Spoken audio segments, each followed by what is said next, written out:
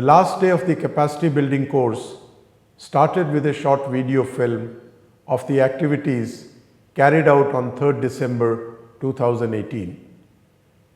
Following this, Mr. W.A.R. Senaratne, on behalf of the participants, presented a brief review of the proceedings of Day 9. Divided into 3 groups of 4 each, the participants then initiated discussion on the topic assigned to each group. The topics included reducing marine pollution in Sri Lanka by 2025, ending overfishing and IUU fishing by 2020, and rationalizing fisheries subsidies by 2020. The participants were also provided guiding steps to complete the group work, and these steps covered aspects such as status of the issue in Sri Lanka, causal analysis of the issue, and identifying management actions. Using color cards and flip charts, each group made a presentation for about 15 minutes, followed by comments and suggestions from the other 2 groups and the faculty.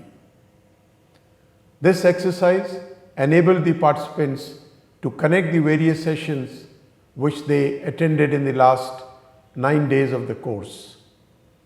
From the presentations, it was amply visible that the participants had learned different aspects connected to SDG 14 and could apply the learnings to their work in the country. When we consider about the algal bloom in Sri Lanka, especially in the Bear Lake, we can see a huge algal bloom. So this algal bloom goes to, as I mentioned earlier, this algal bloom goes to increase the cyanobacteria, and due to this cyanobacteria, we can see a cyanotoxin, and this toxin directly affect to our indigenous species. We identify 5 causes of marine pollution. First one is plastic pollution and evolution from factors. Second one is sewage pollution. Third one is agricultural runoff based pollution. Fourth one is introduction of alien species. Fifth one is oil pollution. We have identified several root causes according to the proximate causes. Lack of awareness and lack of care, unavailability of strengthened legal framework. Another root cause is for discharging untreated sewage. The root cause of that one is unavailability of proper sewage system. But the challenge here is that each one of the issues like sewage pollution, oil pollution, agriculture, each one itself is a very huge issue. So for each one you can have approximate cause, root cause, management measure. We identified 5 issues in Sri Lanka, major 5 issues. First one is more fishing effort. Second one, border crossing, and post-harvest losses and reduction fish stocks. And other one is poor awareness in capacity. I think in our country, more and more fishing efforts in current situation. More fishers do more boats and more fishing gears using the fishing activity. I am going to introduce root cause. First thing is political influence. That another one is anybody can engage in fishery. Next global process. Then technical knowledge and skills and instruments. What I thought was there can be a lot of linkages between the proximate cause and the root causes. It's not that one proximate cause is by one root cause. So there can be several linkages, and also one management measure will address several causes. Our fishery sector is current situation is most of subsidies are there, and fisheries sector, poor data collection system in our country. First one is low income level of small scale fisheries. That proximate cause of this is high cost of operation and low catch. That is why we give them a subsidy. For that proximate cause, the root cause for this we have identified two. First one, lack of knowledge of the fishing families. Another one is oil price shock. How much is spent for the harmful, how much is spent for the good subsidies. You have made a mention there, but I think it could have, that will also say 80% is spent on harmful, so you want to divert it 80-20, how you want to do that. So those type of things maybe, you have mentioned that, but I think could have been more explicitly stated. Following the final presentations, a structured questionnaire was provided to the participants to evaluate the capacity building course. The feedback from the participants is expected to improve the conduct of SDG 14 training courses by the BOBP IGO in future. In the afternoon, the participants completed their terminal evaluation. The objective of the evaluation was to assess the knowledge gained by them on the 10 SDG 14 targets and their indicators.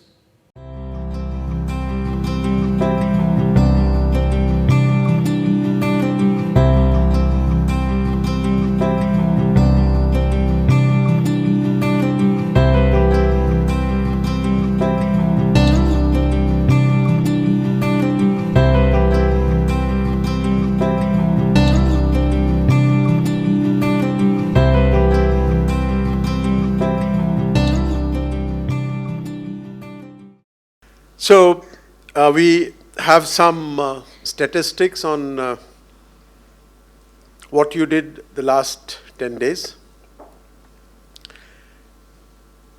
We have calculated that this was an 80 hours intensive training program. We made you undergo 4 evaluations, and we observed a steady improvement in the performance as the course progressed. Now, getting back on the comments that you gave in your evaluation report, we find that you're happy with the delivery of the course. Although it was also a challenge for us, but end of the day we find that together we could meet this challenge. In your evaluation, most of you are of the view that the course has been quite relevant to your duty. A couple of you have said that the course is presently not much relevant to your duty, but we feel that in due course of time, all of you, whether you are in the headquarters or in the province, or maybe at the below the province level, all of you would be involved in the implementation of the Sustainable Development Goals. We are highly pleased to note that the course was helpful in understanding the SDGs and their components. So when I say this, I mean that the curriculum that we prepared for you, in a way you liked it, and it helped you in improving your understanding of the SDGs. We feel that Sri Lanka has taken a regional lead on this aspect, and once you go back, you must urge upon your government to build on this lead, In the opening session, I had said that perhaps in this part of the world, this is the first dedicated training course on implementation of the Sustainable Development Goals. So now I'm saying that your government has taken a lead, and when you go back, please urge upon your government to encash this lead, build upon this lead. We also feel that, Sri Lanka, although being a small country in terms of size and in terms of the human resource, but still, U12 would not be enough.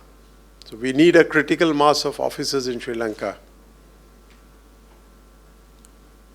who, can, if they're properly trained, if their capacities are built, they can be really instrumental in implementation of the SDG targets, indicators, etc., etc.